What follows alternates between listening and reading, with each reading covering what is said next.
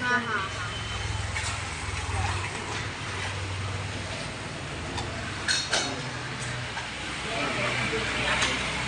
लेना यार। महादेव की जय बोलो शिव पार्वती मैया की जय।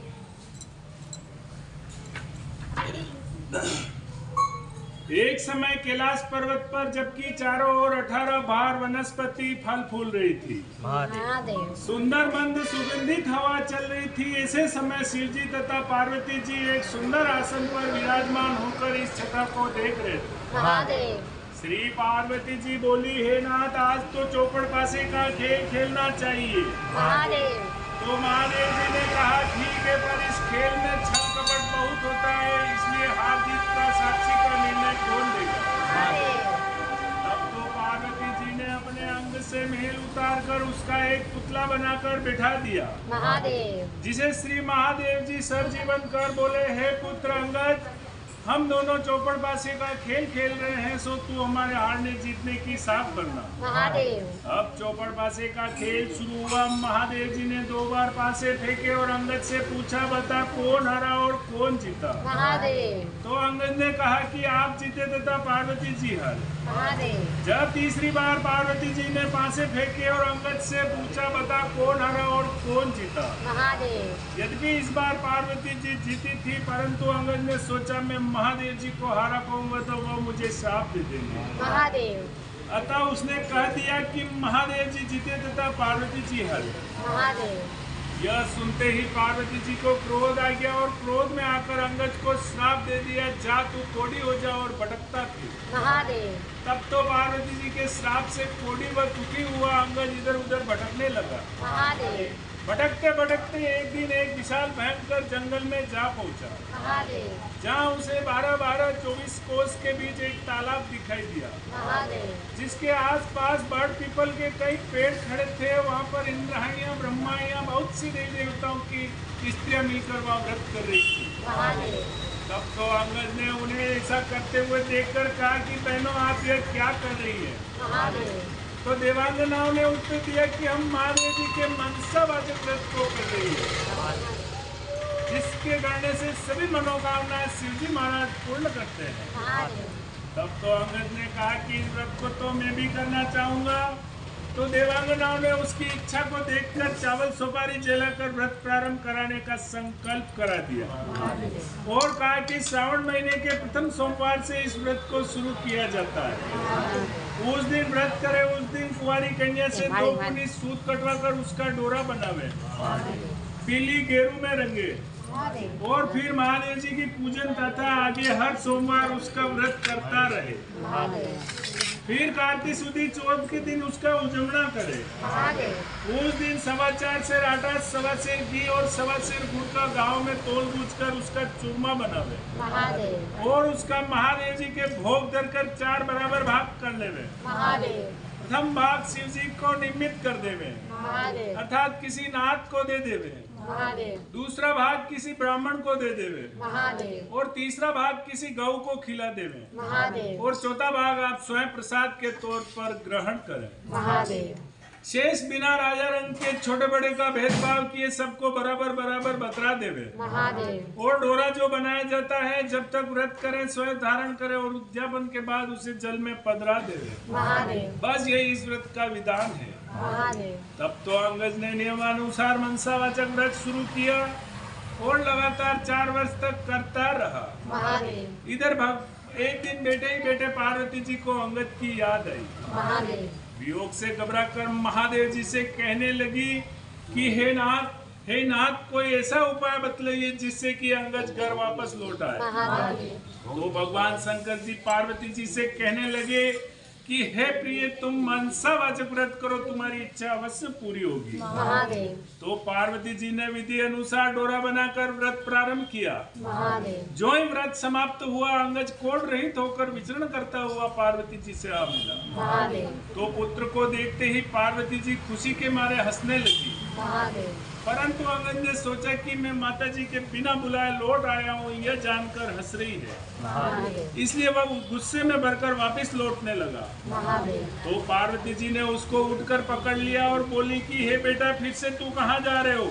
महादेव तो अंगद बोला कि हे माता, मैं बिना बुलाए लौट आया हूँ, यह जानकर आप हंस रही, इसलिए मैं वापस जा रहा हूँ। महादेव तो पार्वती जी बोली, नहीं बेटा, मैं तुम्हारे आने से नहीं हंसी हूँ, महादेव मैं तो मनसावाचक व्रत के प्रभाव को देखकर हंसी हूँ, जिसे कि मैंने तुम्हारे मिलने की इच्छा से किया था। महादेव तो अंगद बोला कि हे माता, यह व्रत तो मैंने भी किया है। महादेव तो पार्वती जी बोली, यह व्रत तूने किया तभी तो तेरे श्राप का प्रभाव नष्ट हो गया, महादेव और यह व्रत मैंने किया जिससे मुझे खोया हुआ पुत्र फिर से आकर मिल गया। महादेव परंतु बेटा, अब तेरी क्या इच्छा है सो मुझसे कह। महादेव तो अंगद बोला कि हे माता, मेरी इच्छा है कि मैं उज्जैन का राजा बनूं। महादेव तो पार्वती जी बोली, अच्छा बेटा, तू अभी उज्जैन चला जा, वहाँ का राज्य तुझे मिल जाएगा। महादेव तो इधर माता का आशीर्वाद पाकर अंगद वहाँ से चला, महादेव उधर उज्जैन जा पहुँचा।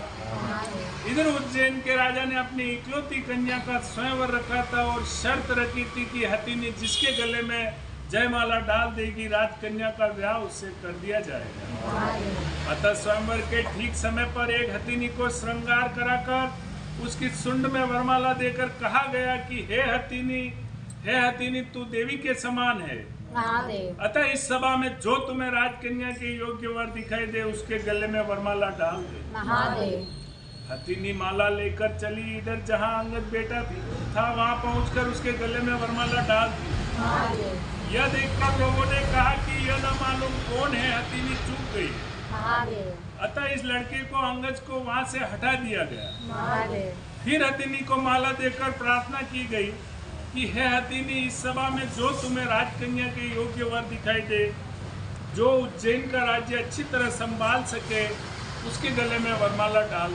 महादेव तब हथिनी दूसरी बार माला ले जाकर फिर से उसी बालक के गले में पहना दी। महादेव तो लोग कहने लगे कि हथिनी इस लड़के से परच गई है, महादेव अतः इसे दरवाजे से बाहर बिठा दिया गया। महादेव परंतु जब हथिनी तीसरी बार माला लेकर चली तो दरवाजे से बाहर निकलकर फिर से उसी बालक के गले में वरमाला डाल दी। महादेव फिर क्या था, राजा ने कहा जैसा होनहार है होगा। नगर सेठ को बुलवाया और कहा कि इस बालक को तुम अपने घर ले जाओ। महादेव फला लग्न पर इसे श्रृंगार कराकर सज धज कर बारात सजा कर ले आओ। महादेव नगर सेठ बालक को अपने घर ले गया और लड़के का खूब श्रृंगार कराकर बारात सजाकर लग्न के समय ले आया। बड़ी धूमधाम के साथ विवाह संपन्न हुआ और राजा ने राजपाट कन्यादान में दे दिया। बोल मंचा महादेव की जय। विवाह पश्चात जब वर वधू महलों में गए तो राजकुमारी ने अंगद से पूछा कि हे नाथ, आपकी जाति क्या है, आपका नाम क्या है और आपके पिता व ग्राम का नाम क्या है? तो अंगद कहने लगा कि हे राजकुमारी, मैं शिव पार्वती जी का लड़का हूँ, मेरा नाम अंगद है। तब राजकुमारी ने कहा कि महाराज, आपकी इस बात को कोई कैसे सच्ची मान सकता है? आप सत्य सत्य बतलाइए, वास्तव में क्या बात है? तो अंगद ने अपने राजकुमारी को अपनी सारी कथा कह सुनाई और अपने श्राप व मनसावाचक व्रत के प्रभाव से छूटकर उज्जैन राज्य पाने का सारा वृत्तांत कह सुनाया। यह सुनकर राजकुमारी को संतोष हुआ और दोनों सुखपूर्वक रहने लगे।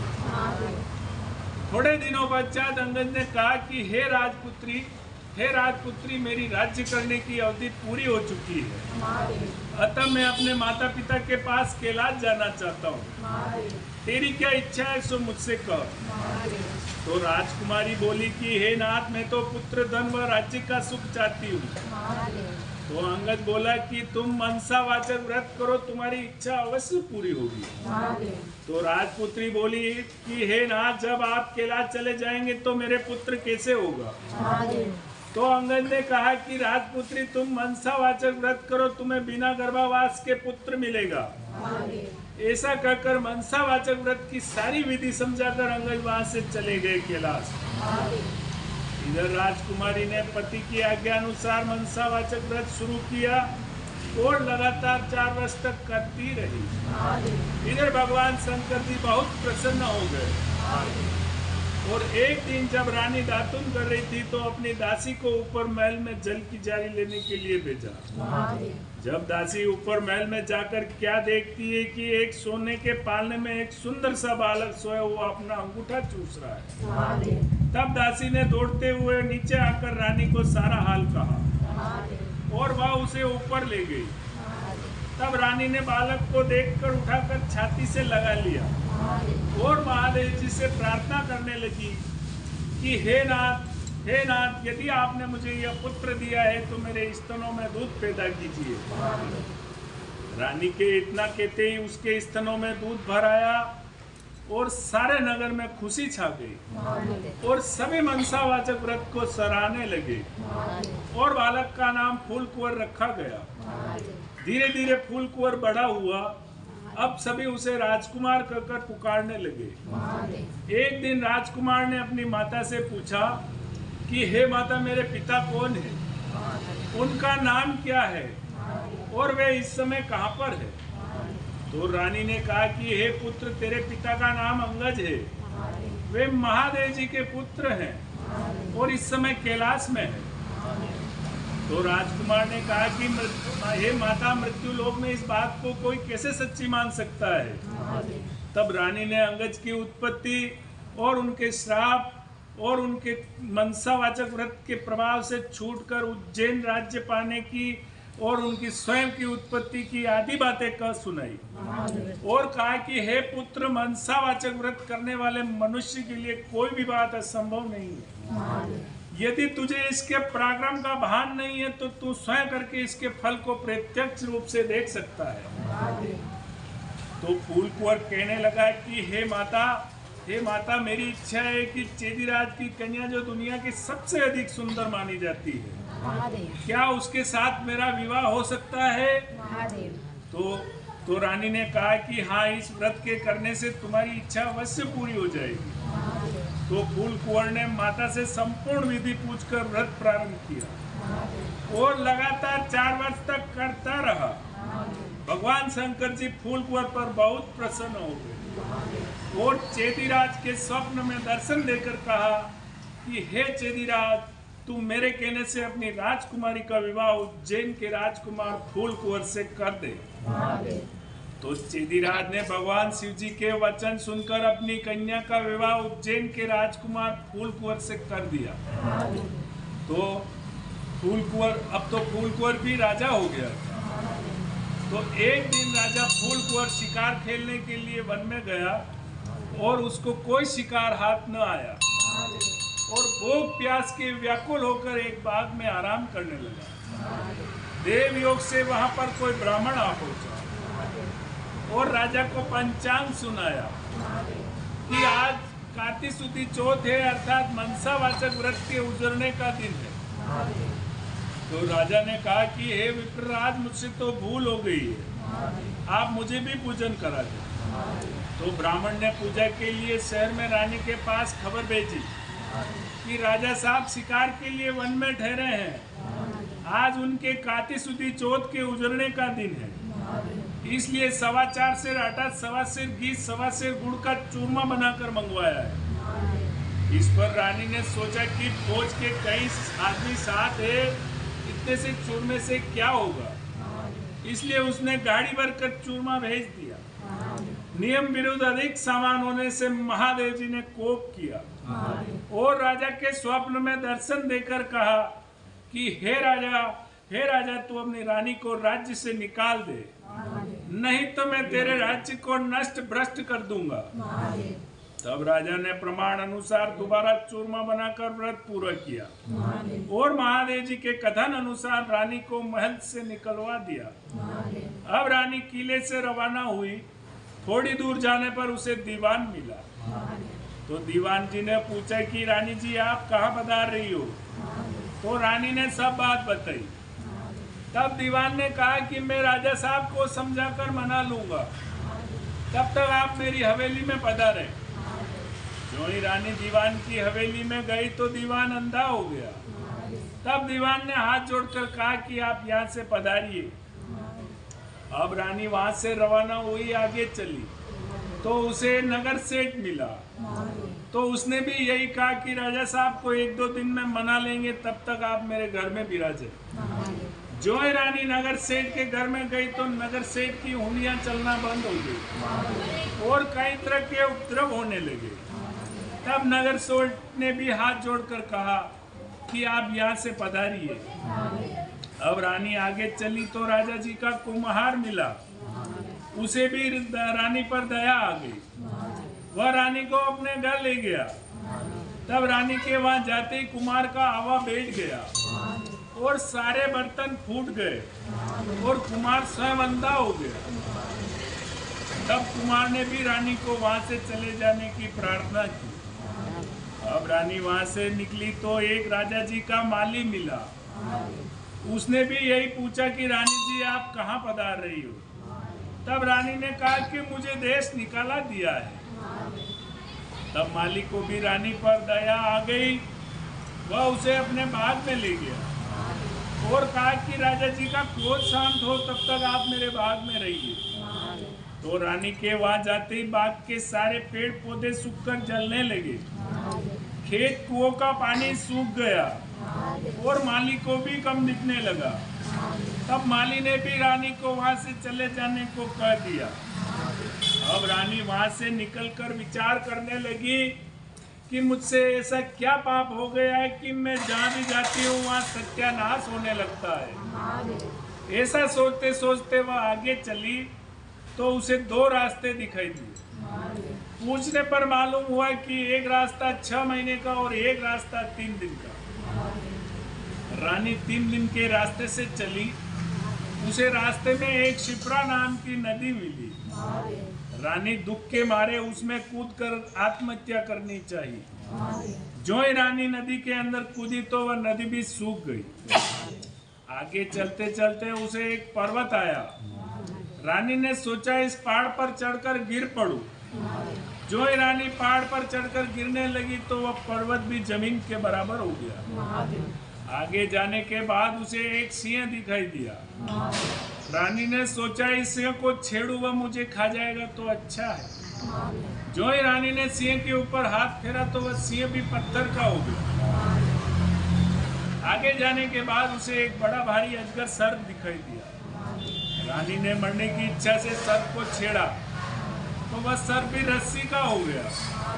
अब रानी हार खाकर आगे चली तो क्या देखती है कि एक बड़ा भारी पीपल का वृक्ष है, उसके पास एक सुंदर कुआं है और एक मंदिर बना हुआ है। रानी मंदिर में जाकर मुंह ढककर बैठ गई और ओम नमः शिवाय इस पंचाक्षरी मंत्र को जपने लगी।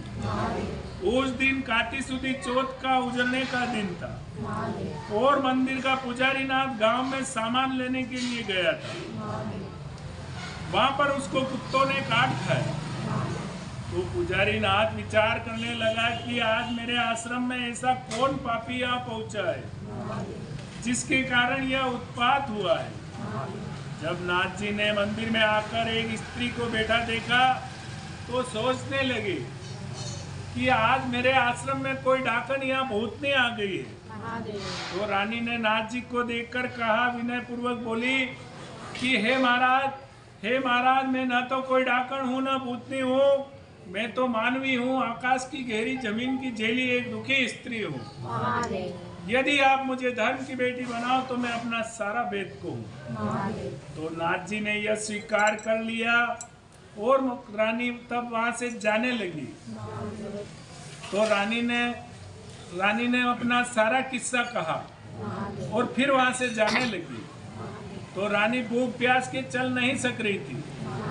तो नाथ जी ने उजरने का एक बाग का लड्डू दे दिया और लड्डू को देखते ही रानी को व्रत की याद आई। इतने में नाथ जी ने कह दिया कि यह काटी सुदी चौथ का प्रसाद है, यह मनसावाचक व्रत का प्रसाद है।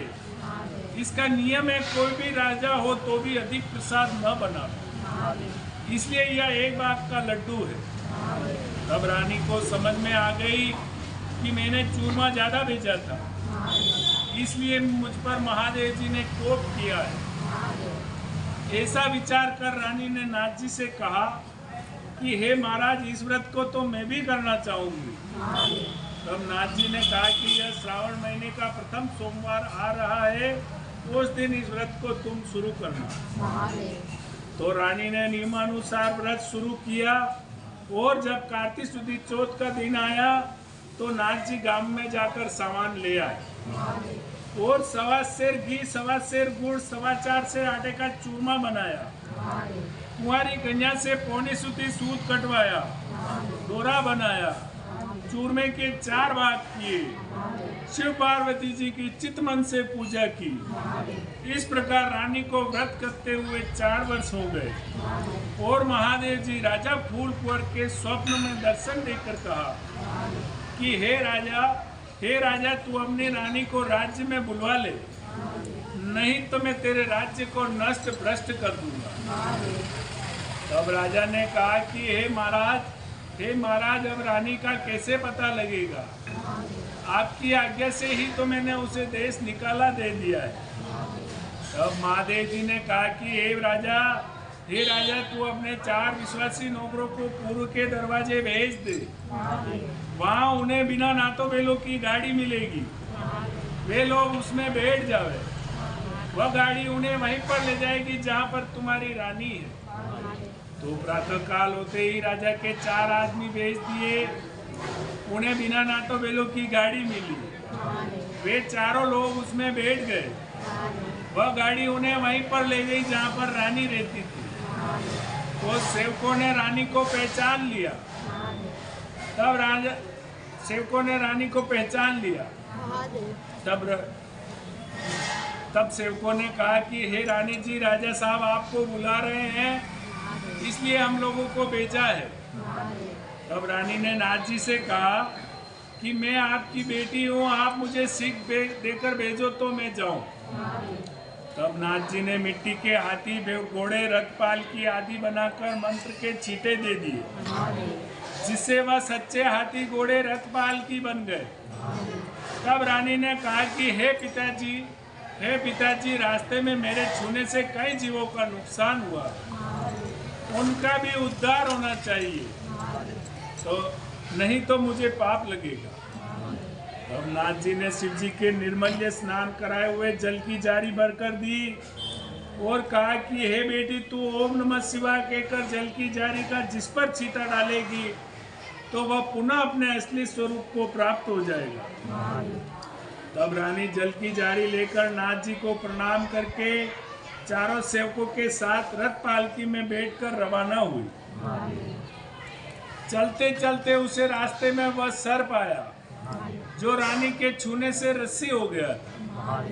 तो रानी ने ओम नमः शिवाय कहकर मंत्र का उच्चारण कर जल की जारी का छींटा डाला, तो रस्सी बना हुआ सर्प बनकर फिर से चलने लगा।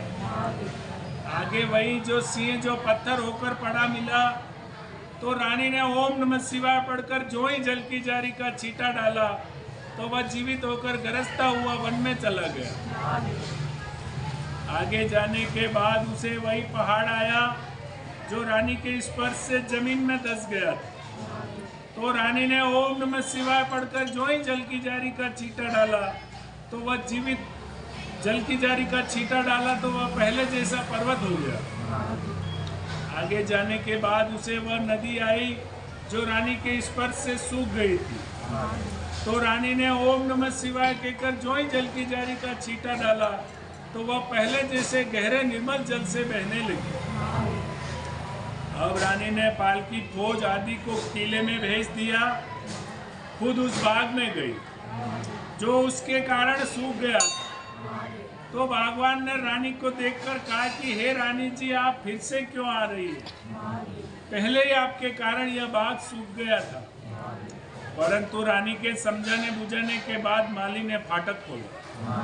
तो रानी ने ओम नमः शिवाय पढ़कर जो ही जल की जारी का छींटा डाला तो सूखा हुआ बाग पहले जैसा अच्छा हरा भरा बगीचा हो गया। फिर से वहाँ कोयले बोलने लगी और नाना प्रकार के फल फूल दिखाई देने लगे और खेत कुओं का पानी भी जल भरा है। अब रानी वहाँ से कुमार के घर पर गई जो अंधा हो गया था। तो वहां जाते ही ओम नमः शिवाय पढ़कर जो ही जल की जारी का छींटा डाला तो कुमार की आंखें खुल गई और उसके आवे के सारे बर्तन सोने चांदी के हो गए। तब तो कुमार ने कहा कि हे रानी जी ये सोने चांदी के बर्तन हमारे पास कौन रहने देगा। तब रानी ने कहा कि इसमें से 4 बर्तन ले जाकर तू राजा जी को भेंट कर देना, शेष तू रखना, यह मेरा हुक्म है। इस प्रकार रानी नगर सेठ के घर पर गई तो नगर सेठ की उंगलियां चलने लगी, व्यापार में लाभ होने लगा। तो नगर सेठ ने कहा कि अन्यथा आपके पधारने से रिद्धि सिद्धि हुई, अतः मैं खुशी से सारी नगरी को जिम्माना चाहता हूँ। तो रानी ने बात मान ली और नगर में डिंडोरा पिटवा दिया, कल किसी के यहाँ पर चूल्हा नहीं जलेगा, अगर किसी के घर धुआं निकला तो 101 रुपया जुर्माना होगा। रानी आगे चली तो दीवान जी के यहाँ पहुंची तो दीवान जी की भी आंखें खुल गई, सर्वत्र आनंद छा गया और रानी साहिबा किले में पधारी तो राजा जी ने बड़ा भारी स्वागत किया और जलसा मनाया। दूसरे दिन नगर सेठ ने सारे नगर को जिमवाया और रानी जी से जाकर प्रार्थना की कि अन्यथा आप भी रोगी। तो रानी ने कहा कि आज मेरे कार्तिक सुदी चौथ के उजड़ने का दिन, तो किसी भूखी को जिमवा कर जिमूंगी। परंतु सारे नगर के लोग तो नगर सेठ के यहाँ पर जिमने गए। ढूंढते ढूंढते धोबी घाट पर एक अंधी बहरी कोड़ी धोबिन भूखी पड़ी हुई मिली। रानी की आज्ञा से उसे लाया गया, उसे स्नान कराया गया। उसे स्नान कराते उसका सारा कोढ़ मिट गया और उसको मनसावाचक व्रत की सारी कथा सुनाई। कथा सुनाते उसके लिए स्वर्ग से विमान आ गया और बूढ़ी धोबिन कथा सुनने और प्रसाद लेने मात्र से सदैव सदैव के लिए वैकुंठ चली गई। इस प्रकार राजा रानी हर साल मनसावाचक व्रत करते रहे, संसार के सभी सुखों को भोगते रहे। अंत में पुत्र को राजगद्दी देकर शिवलोक सिधार गए। बोल मनसा महादेव की जय। इस प्रकार मनसावाचक व्रत अर्थात शिव पार्वती व्रत की बड़ी भारी महिमा है। श्रावण महीने के प्रथम सोमवार से कार्तिक सुदी चौथ का यह सर्व मनोवांछित फल देने वाला है। बोल मनसा महादेव की जय। बोलो शिव पार्वती मैया की जय। बोलो राम भगवान की जय। बोलो पूजा नाथ की जय।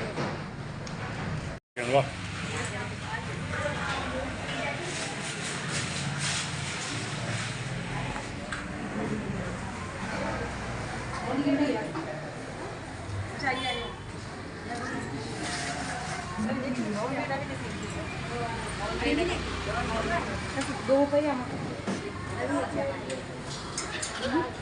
नवी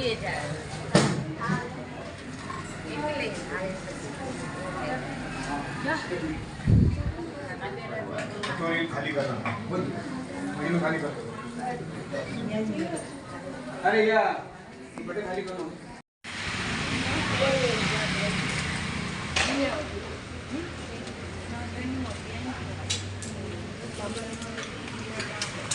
हाँ हाँ